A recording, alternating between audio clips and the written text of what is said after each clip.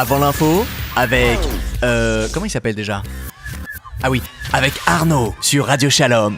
Bonjour à tous, bienvenue dans Avant l'info avec Arnaud, très heureux de vous accueillir. Monsieur Jean-Louis Debré est avec nous sur Radio Shalom dans Avant l'info avec Arnaud. Appelez-moi Jean-Louis. Je peux vous appeler Jean-Louis? Oui, alors m'appelez pas Monsieur le Président, parce que si vous m'appelez Monsieur le Président, je regarde s'il y a quelqu'un qui me suit. Et il y a beaucoup de monde qui me suit. Votre livre, donc tu le raconteras plus tard, sorti chez Robert Laffont, c'était Jacques Chirac qui vous avait demandé de... Oui, en réalité, si vous voulez, tous les jours, depuis 40 ans, comme j'ai instruction, j'avais commencé, je prends des notes sur les gens que j'ai rencontrés. Et puis, un jour, je prends ces notes et puis je les publie. Et donc, j'arrive avec Chirac et je lui dis, tenez, voilà mon manuscrit. Il regarde et il me dit, oh, c'est génial. Je dis, écoutez, je vous connais par cœur, vous n'avez rien lu. Donc, je le souligne en rouge, que je mets dans sa bouche. Et il me dit, bon, tu raconteras ça plus tard. Pour ceux qui, justement, arrivent dans l'émission et qui ne savent pas qui est Jean-Louis Debré, Jonathan Cohen est venu pour vous tirer le portrait. Alors d'abord, bonjour Monsieur Jean-Louis Debré. Alors, je rectifie, bonjour Jean-Louis Debré. Ah, vous aimez pas le monsieur? Arrêtez. Allez, on la refait. Bonjour Jean-Louis Debré. C'est une immense fierté de vous recevoir. Donc comme disait tout à l'heure Arnaud, vous êtes ministre de l'Intérieur de 1995 à 1997. Président de l'Assemblée nationale de 2002 à 2007. Vous avez présidé le Conseil constitutionnel de 2007 à 2016. Vous avez été député, vous avez été maire d'Évreux, vous avez fait encore bien d'autres choses. Donc autant vous dire que moi, avec mon BEP soudure option pillage, je me sens petit à côté de vous, je vous le dis. Alors, vous êtes proche de Jacques Chirac, qu'on salue par la même occasion. Salut Monsieur Chirac. Vous avez été proche de lui, surtout après son échec lors de l'élection de 1988. Ce qui prouve qu'on peut compter sur vous lorsqu'on est en bas, ce qui est une qualité très rare dans le milieu de la politique. Continuez comme ça parce qu'on ne meurt jamais d'une indigestion de compliments. C'est pas fini, vous allez voir. Jean-Louis Debré, nous avons un point commun tous les deux, c'est que vous comme moi, nous ne sommes pas fans de Nicolas Sarkozy. Bon, après, c'est pas évident d'être ami avec quelqu'un qui est cité dans plus de 15 affaires judiciaires, sauf si on aime les problèmes. Vous avez quitté la présidence du Conseil constitutionnel en 2016. Alors pour ceux qui ne savent pas ce qu'est le Conseil constitutionnel, c'est très simple. Conseil constitutionnel, c'est la maison de retraite des anciens présidents de la République. En gros, c'est ça. Dès que vous avez quitté votre poste en 2016, vous avez écrit un livre qui s'appelle « Ce que je ne pouvais pas dire ». À propos de votre livre, il y a M. Sarkozy qui a déclaré, je cite, « C'est écrit avec les pieds ». Il est fait écrire par quelqu'un d'autre. Voilà. Alors moi j'ai une question plus simple pour Nicolas Sarkozy. Les fausses factures de groupe Big Malion, il les a signées avec les pieds ou avec les mains? Moi c'est juste pour savoir, c'est juste pour une petite info. Je vous rappelle que je suis le seul président du Conseil constitutionnel à avoir annulé ses comptes de campagne. Oui, je sais bien. Nicolas Sarkozy, c'est pour revenir sur lui, c'est quelqu'un qui a un culot monstre, je suis obligé d'en parler. Il me fait penser à Patrice Evra. Patrice Evra, il a participé à l'histoire du bus de Nice. Il a été pris en flagrant délit en train de tromper sa femme. Il a agressé un supporter avec un coup de pied. Et en plus de ça, il fait le fanfaron sur les réseaux sociaux. Normal. Donc en fait, j'ai trouvé Sarkozy, c'est le Patrice Evra de la politique. Vous venez de sortir un livre qui s'appelle « Tu le raconteras plus tard ». Et vous avez choisi ce titre, donc c'est ce que vous disiez tout à l'heure, en hommage à Jacques Chirac. Et vous disiez cette phrase à chaque fois qu'il vous confie un secret, apparemment. Bon, à mon avis, il a dû vous la dire souvent, cette phrase. Alors, ce que je retiens de vous, parce que j'ai beaucoup... été chercher des informations sur vous, hormis le fait que vous êtes fils d'un résistant, monsieur Michel Debré, qui a accessoirement été aussi Premier ministre. Ce que je retiens de vous, c'est que vous êtes quelqu'un d'extrêmement fidèle en amitié. Alors je vais finir sur une citation de Sénèque qui disait sur l'amitié, je cite, « Il n'est rien qui puisse donner plus de contentement à l'âme qu'une amitié tendre et fidèle ». La fidélité, c'est quelque chose de très important. Et j'ai vécu un moment très fort quand... dans la campagne de 94, c'est Balladur qui est dans le haut des sondages. Tous les mecs quittent Chirac, ils ne le regardent plus dans les yeux, et vous vous retrouvez tous les deux tout seuls. Et je me souviens, c'était en décembre 94, on descendait la grande rue de la rue de Paris à l'île de la Réunion, où il faisait campagne, et je dis à Chirac, vous voyez les choses comment? Il dit, c'est pas terrible, hein. Et il me dit à ce moment, mais qu'est-ce que tu vas faire? Je dis, écoute, avec tout ce que j'ai balancé dans la gueule de Balladur depuis 2 mois, 3 mois, j'ai intérêt, soit je rentre dans mon tribunal, soit que je prends le maquis en Corse. Et il me dit, non, j'ai une idée pour toi, on va ouvrir une agence de voyage, tu vas la tenir et moi je voyagerai. Ça c'est Jacques Chirac, ça. Jonathan. Ouais, j'avais une question, moi. Vous êtes ami depuis pas mal d'années avec monsieur Chirac, et j'aurais voulu savoir... Vous voyez apparemment tout le temps. Et vous l'appelez monsieur. Et vous l'appelez monsieur. Monsieur, je le vois, il me tutoie et il m'appelle Jean-Louis. Comment ça se fait? Pourquoi vous n'avez pas voulu casser cette barrière Qu'est-ce que ça peut vous faire? Oui, c'est vrai. Qu'est-ce que ça non, peut te parce faire? Que je pense que pour moi, c'était un personnage qui devait devenir président de la République et je trouve qu'il y a dans le monsieur et non pas monsieur le président un respect. Le respect ne veut pas dire qu'il n'y a pas d'amitié. Oui, bien sûr. Ouais. Voilà. Et quand j'étais son collaborateur, il appelle ses collaborateurs par leur nom. Moi, il m'appelait par mon prénom. Ben voilà, c'est mon petit statut. Puis ça fait plaisir que ce soit comme ça. Mais ça, c'était dès votre rencontre en 1969 Oui, sur le tarmac. dans le monde politique, tout le monde se tutoie et s'appelle par son prénom. Et ça m'énerve profondément. Et ça m'a énervé d'autant plus que il y a entre 94 et 95. Il y a des gens qui le tutoyaient, avant 94, bon Jacques, comment vas-tu, etc. Parce qu'il était porteur. Et puis, continuant à l'appeler Jacques, l'avait trahi. Eh bien moi, j'appelle monsieur et je ne trahis pas. C'est Jacques Chirac. C'est vraiment le personnage clé de ce livre. Même si vous parlez de vous, de votre expérience, c'est lui qui est là tout le temps. C'est le fil rouge. Bien sûr. C'est le fil rouge. Après 15 ans de juge d'instruction, chargé de terrorisme, je quitte la magistrature, je suis élu et je deviens ministre de l'Intérieur.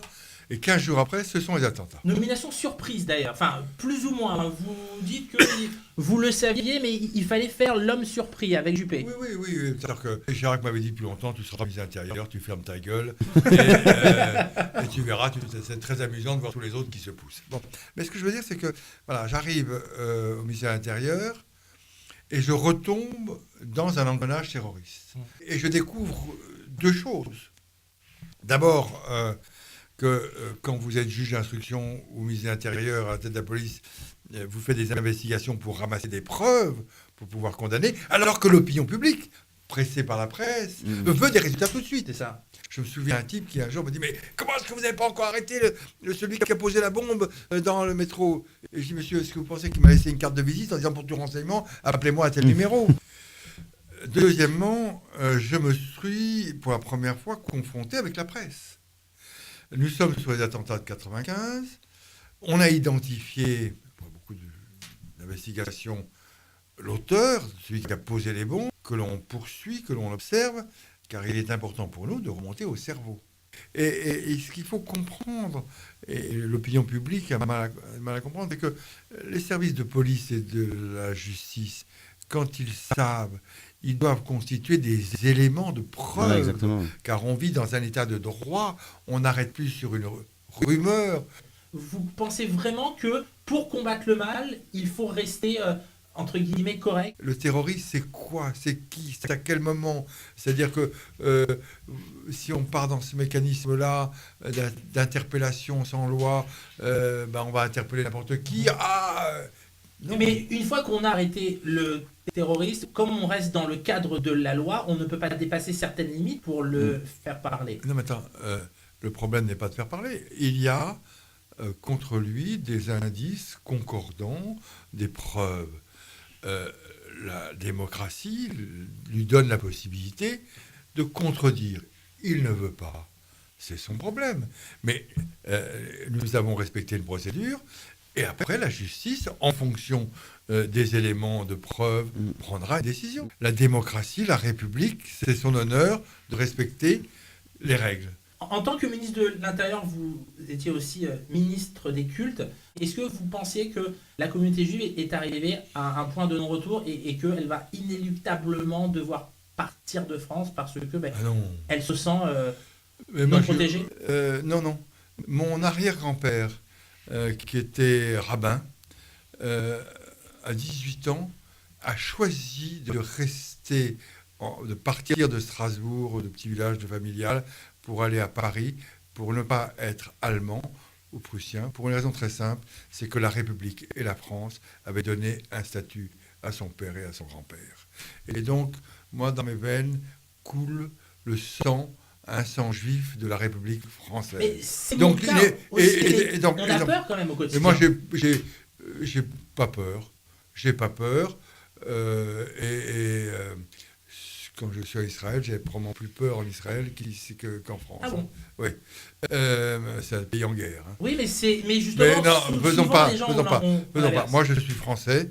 Ma famille est d'origine juive. J'en suis très fier et je suis bien sur place. Alors, il y a toujours eu dans l'histoire du racisme, de l'antisémitisme, tout ce que vous voulez. Il faut le condamner. Bien, les hommes sont ainsi faits. On ne fait pas disparaître le mal en fuyant. Bien au contraire. Il faut toujours faire front. voilà. Vous savez, quand dans un autre livre, ce que je ne pouvais pas dire, j'ai parlé de mon grand-père, du rabbin, j'ai reçu des lettres. Et alors? Oui, mais et alors on reste sur des lettres. Et mais encore quand une les fois, gens se font agresser à je me Sarcelles sens. ou quoi, Il y a toujours existé. La victoire n'est jamais gagnée en fuyant.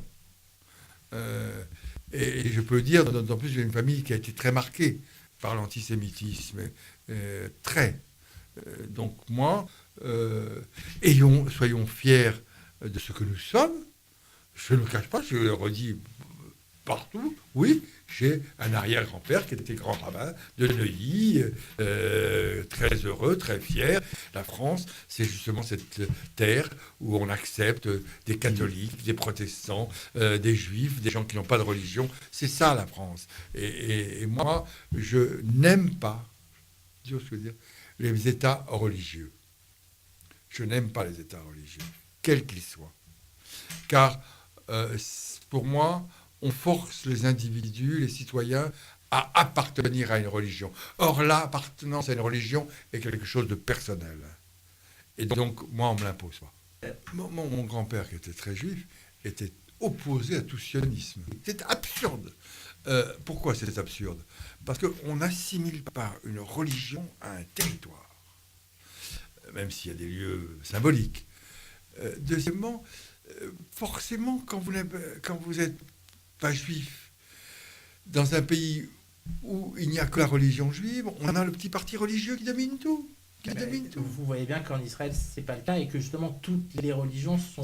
Et alors, en ce qui concerne la sécurité, moi je me sens bien plus en sécurité ici qu'en Israël. Arrêtez. Mais attendez, les bombes qui explosent tout le temps. Pas tout le temps, ça fait un moment. Oui, on présente ça. Mais en fait, c'est question de principe, faut pas partir, c'est pas parce qu'on te met justement. Moi, je me sens totalement français. Je ne me vois pas partir, mais beaucoup de nos auditeurs se posent la question, et c'est pour ça que partir, c'est fuir. Et deuxièmement, parce que c'est une grande discussion que j'ai eue quand j'étais en Israël avec les ambassadeurs. On donne le chiffre des gens qui partent de France pour aller. On ne donne pas le chiffre de ceux qui reviennent. 80%. Il y en a beaucoup. Ils ne peuvent pas.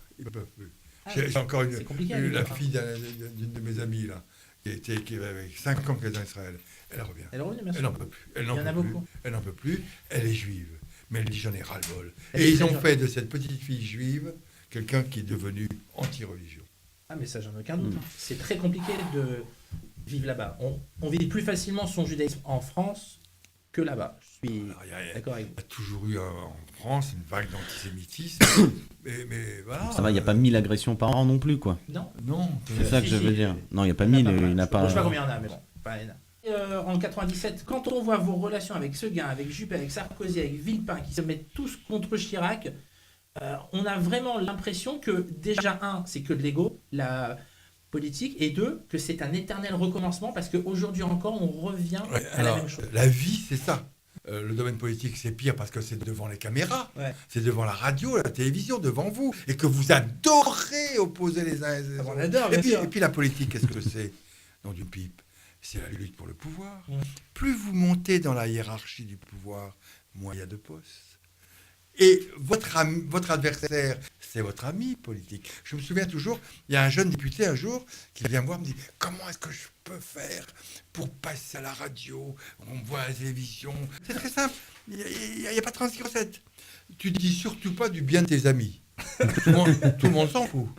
Tu ne dis pas du mal de tes adversaires, c'est normal. Dis du mal de tes propres amis. Mais est-ce que c'est pas grave dans une même famille politique de ne pas pouvoir s'entendre? Le problème n'est pas de savoir si c'est grave ou pas grave, c'est la réalité. À partir du moment où c'est une lutte pour le pouvoir, eh bien, vous voulez éliminer celui qui est votre concurrent. Regardez, observez. Dès qu'il y a un sondage qui est pas bon pour le président actuel, les mecs qui commencent à trembler. Quand il est bon, ils sont rassurés. Bon, voilà. On est dans une société aujourd'hui de la communication. Et peu importe les réalités, c'est ça le monde moderne. Alors il faut être serein, mais partout c'est une guerre des égos. Et on a l'impression que vous, justement, vous n'étiez pas trop dans cette guerre, que vous saviez où était votre place et que vous aviez atteint votre climax. Oui, tant que je n'ai jamais pensé une seconde que je serais président de la République. Ni même Premier Premièrement. ministre. Deuxièmement, même Premier ministre. Un jour, Chirac m'a proposé, je dis, vous plaisantez. Moi, mon rêve, mon bonheur, c'est de changer de métier tous les 10 ans. Et c'est ce que vous faites C'est ce aujourd'hui. que je fais. La question est intéressante. Pourquoi j'ai une distance Pour une raison très simple, c'est que j'ai une habitude, tous les soirs, j'ai écrit. Mais le premier quart d'heure de mon écriture, c'était « je me critique moi-même ». Vous savez, quand je suis devenu ministre de l'Intérieur, mon père m'a fait venir. Il m'a dit « tu vas te souvenir d'une chose. Tu seras plus longtemps ancien ministre que ministre. » Et c'est tellement vrai que vous prenez du recul. Et donc, moi, j'avais du recul et j'écrivais donc un quart d'heure pour me critiquer. Et j'étais encore plus critique que les critiques. Et puis l'autre quart d'heure, je décrivais les personnages. Vous savez, dans la vie, on croise beaucoup de copies et très peu d'originaux. Et là, j'avais la chance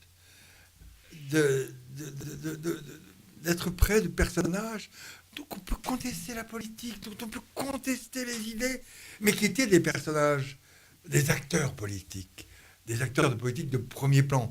Quand vous vivez près, vous observez Chirac, on peut penser ce qu'on veut, on peut critiquer sa politique. Mais quel acteur politique. Quand vous êtes à côté de Giscard, bonjour monsieur, bonjour madame, là aussi on peut critiquer, on peut contester. Quel personnage. Est-ce que c'est justement ce côté personnage qui nous manque, on va dire, depuis 2 ou 3 présidents? Ils ont moins de charisme aujourd'hui. Oui, parce que la société a complètement changé. Je pense que le dernier grand personnage qui s'est imposé était Chirac. Chirac, c'est clair. Complètement d'accord. Ouais. Mais pourquoi aujourd'hui c'est difficile? Internet, il est pour tout ce qui est contre et contre tout ce qui est pour. Il démolit, il tue. Et le politique n'est plus dans l'action, il est dans la réaction. Ouais, c'est ça. Et ce qui fait qu'on n'arrive plus à sortir de grands personnages. Et dès que vous êtes au pouvoir, vous devenez l'adversaire. Mais aujourd'hui, il y a un jeu de massacre des hommes politiques avec des rumeurs sur le... Mais la rumeur remplace la justice. La rumeur remplace la preuve. Et la rumeur fait qu'il n'y a plus d'état de droit. Et en plus, avec les réseaux sociaux, on est carrément dans un tribunal. On est dans un tribunal public, populaire, sans permettre au droit de la défense de s'exercer à égalité.